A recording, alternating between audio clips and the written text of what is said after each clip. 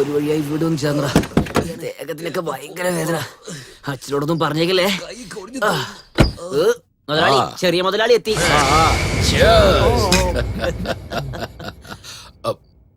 സോമ, ഒരെണ്ണം ഒഴിച്ചങ്ങ് അടിക്കേ. അതൊന്നും വേണ്ടത്. കുഴപ്പമില്ലെന്നേ, ഒരു കമ്പനിക്ക്. നിർബന്ധിക്കണ്ട. അത് ശരി. അപ്പൊ നീ ആള് കൊള്ളാലോ. ഡാ മോനെ, നിന്നോട് ഇങ്ങോട്ട് വരാൻ എന്തിനാ പറഞ്ഞതെന്ന് അറിയോ? എന്തിനാ? ഒരു പെണ്ണിനെ റേപ്പ് ചെയ്യാൻ. പിതാവ് മോനോട് പറയേണ്ട കാര്യമാണോ ഇത്? അച്ഛൻ പറഞ്ഞത് കേട്ട് ശ്രീരാമൻ തന്നെ കാട്ടിലേക്ക് പോയില്ലേ? അങ്ങനെയുള്ളപ്പോ നിങ്ങൾ പറഞ്ഞ ഞാൻ കേൾക്കാണ്ടിരിക്കോ? ആ പെണ്ണാരത്? I mean, who is that girl? പറയാം, വന്നേ. അതിന് മുമ്പ് എനിക്ക് നിന്നോട് ഒരു പ്രധാനപ്പെട്ട കാര്യം പറയാനുണ്ട്. ഈ റേപ്പിന്റെ വിലയുണ്ടല്ലോ, 400 ഏക്കർ പറമ്പും അതുകൂടാതെ കോടിക്കണക്കിന് സ്വത്തും പിന്നെ ഇച്ചിരി ക്യാഷും. 400 ഏക്കറോ? എന്താ നിനക്ക് വിശ്വാസം വരുന്നില്ലേ? കാര്യം കഴിഞ്ഞതും അവളുടെ വയറങ്ങോട്ട് വീർക്കില്ലേ? അപ്പൊ അവളുടെ തന്ത വന്ന് എന്റെ കാലിൽ വീഴും.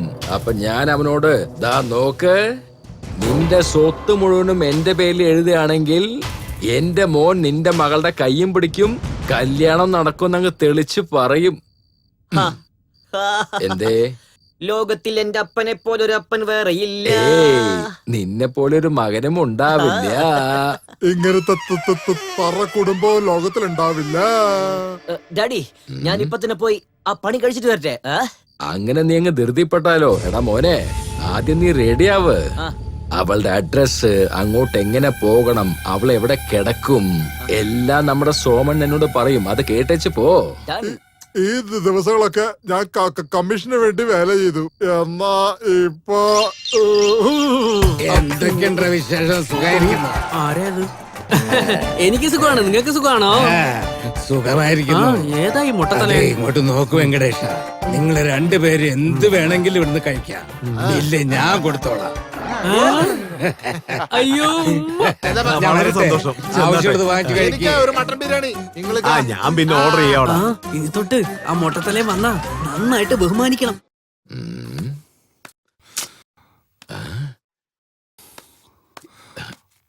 എന്തടാ, രാത്രി പോയ എന്റെ മോൻ ഇതുവരെ വന്നിട്ടില്ല? അതിപ്പോ അവരിങ്ങ് വരില്ല. അങ്ങുന്ന വിശന്നിരിക്കുന്നവന് നല്ല സദ്യ കിട്ടിയ അവൻ നന്നായിട്ട് ഉണ്ണൂല. അങ്ങുന്ന എന്തുവാടാ അത്? രാത്രി മുഴുവൻ മതിയാവാതെ പകലും നടത്തണോ? അങ്ങുന്ന് എന്തായി പറഞ്ഞേ? വയറ് നിറച്ച് ഉണ്ണാൻ കൊടുത്തിട്ട് ഛർദിപ്പിക്കണമെന്ന് പറഞ്ഞില്ലേ? അത് ശരിയാ. അങ്ങനെയാണെങ്കിൽ കുറച്ച് അധികം സമയം തന്നെ വേണ്ടി വരും. അയ്യോ പാവം, ആ പെണ്ണിന്റെ എന്താവസ്ഥ ആയിരിക്കും ആവോ. നിക്കവിടെ. മാരപ്പൻ മുതലാളിയുടെ വീട്ടിൽ ഒന്നും നടന്നില്ലേ?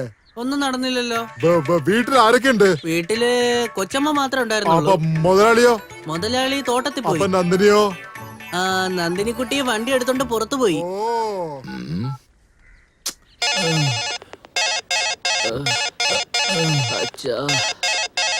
അയ്യോ, അങ്ങുന്നേ, അവിടെ ആരും ഇല്ലത്ര. അവിടുത്തെ മുതലാളിയല്ലേ വയലിലെ പണി നോക്കാൻ പോയി. നന്ദിനി വണ്ടി എടുത്തോണ്ട് വെളിയിൽ പോവുകയും ചെയ്തു. ആണോ? എന്തടാ, അവന്റെ ഫോൺ അടിച്ചോണ്ടിരിക്കണ്ട, പക്ഷെ എടുക്കുന്നില്ല. അത് രാത്രി മുഴുവൻ മോൻ വളരെ കഷ്ടപ്പെട്ടിട്ടുണ്ടാവും. അതുകൊണ്ട് ക്ഷീണമായിട്ട് കിടക്കായിരിക്കും. ഹലോ, എടാ നീ എവിടെയാ? നീ ജീവനോട് ഉണ്ടോന്ന് ചോദിക്കുന്നത് വിട്ടിട്ട് എവിടെയാണ് ഉള്ളതെന്ന് ചോദിക്കുന്നത് ന്യായമാണോ അച്ഛാ? ഡാ, എന്താ സംഭവിച്ചതെന്ന് തെളിച്ച് പറ. ഞാൻ അവളുടെ വീട്ടിലേക്ക് പോയിരുന്നു. അയ്യോ, നല്ല ഭംഗിയായിട്ട് കിടക്കുന്നു. അയ്യോ, ഇതാ വരുന്നു. ഇതൊക്കെ എങ്ങനെ സഹിക്കൂ?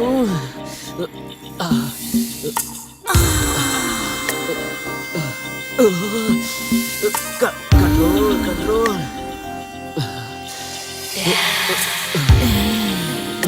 കാലിന് ഇത്ര ഭംഗിയുണ്ടെങ്കിൽ അവളുടെ മുഖം എങ്ങനെ ഉണ്ടാകും? ആദ്യം മുഖം നോക്കട്ടെ.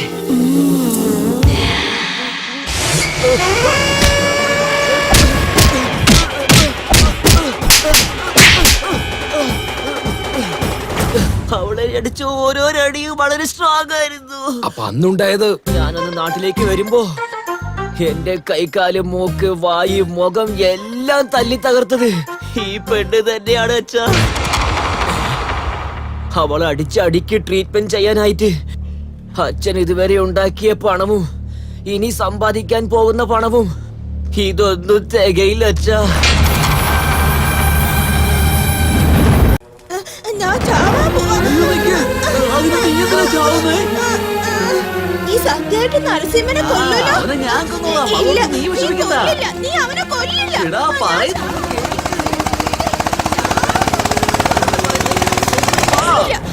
എന്തായി ചെയ്യുന്നേ? താഴെ വീഴും, ഇറങ്ങ താഴെ. നന്ദിനി, നിനക്ക് കൊല്ലാൻ പറ്റും നരസിംഹനെ?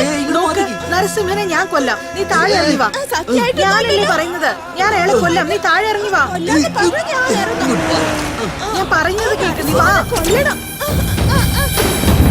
നരസിംഹനെ ഞാൻ കൊല്ലും.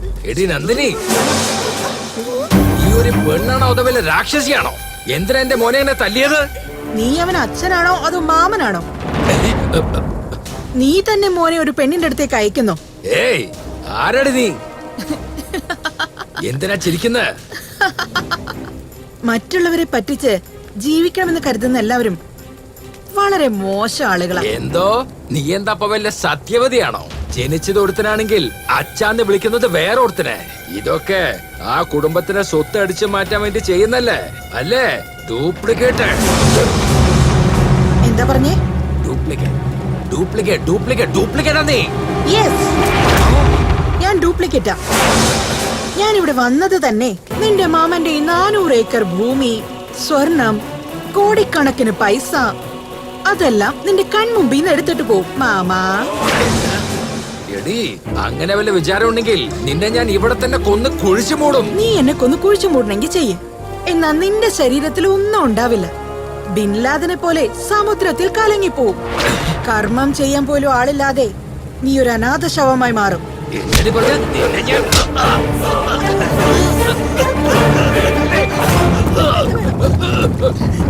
വേണ്ട വേണ്ട, എന്നെ വിട്ടേക്ക്. വേണ്ട. മരണത്തെ പേടിയാണോ മാമ? അങ്ങനെയാണെങ്കിൽ എന്റെ അടുത്ത് വാലാട്ടാതെ വാലും ചുരുട്ടി ഒരു മൂലയിൽ പോയി ഇരുന്നോ. ഇല്ലെങ്കി എരിഞ്ഞ് ചാമ്പലായിടും. എടാ വിട്ടുകളെ, എന്താ നോക്കി നിൽക്കുന്ന? വേഗം പോയി അവളെ കൊന്ന് കുഴിച്ചു മൂട്. മുതലാളി, അവള് അടിക്കുന്ന അടിയൊന്നും താങ്ങാൻ പറ്റില്ല. അങ്ങനത്തെ അടിയായിരിക്കും. നിങ്ങളൊക്കെ വിശ്വസിച്ച എന്നെ വേണം പറയാൻ. മാമ, ഇവർക്കുള്ളതെല്ലാം ഞാൻ നേരത്തെ നിറയെ കൊടുത്തതാ. ദാ പുറകിലൊരാളില്ലേ, അയാളെ അയാളെ അയാളെ ആരാ? അയക്ക്. വാ. ദാ, ഇങ്ങോട്ട് വന്നേ. അയ്യോ, ഞാനില്ല. എങ്ങോട്ടാ പറഞ്ഞേ? വരാൻ. എടാ, എങ്ങോട്ടാ നീ പോന്ന്? അയ്യോ, തോക്ക്. വന്നേ, പോകാം. നന്ദിനി, എന്തിനാ അവരെ വിട്ടത്? അവരെ വിടില്ല.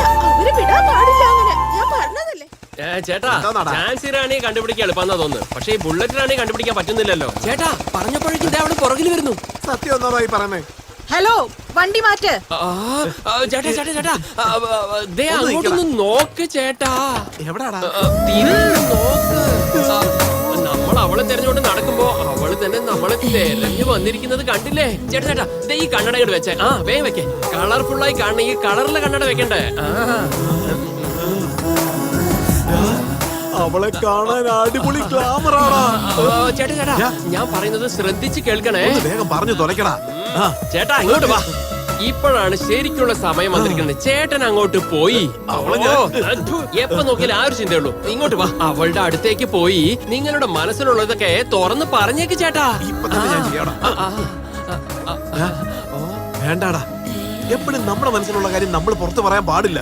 നമ്മൾ എന്ത് പറഞ്ഞാലും തല കുലുക്കാൻ വേണ്ടി അടുത്തൊരുത്തൻ കാണത്തില്ലേ? അവൻ എന്തോ ഒരു പേര് പറയുമല്ലോ. ജിഞ്ചക്ക്. അത് നീ തന്നെയാ. അതുകൊണ്ട് അവിടെ എടുത്ത് പോയിട്ട് ചേട്ടനെ പറ്റി നല്ല കാര്യങ്ങളൊക്കെ എടുത്തു പറ. ശരിക്കും പൊക്കി പറഞ്ഞേക്കണം കേട്ടോ. ശരി, ഞാൻ പോയിക്കോളാം. എടാ, വണ്ടി മാറ്റ്. അതൊക്കെ അവിടെ ഇരിക്കട്ടെ.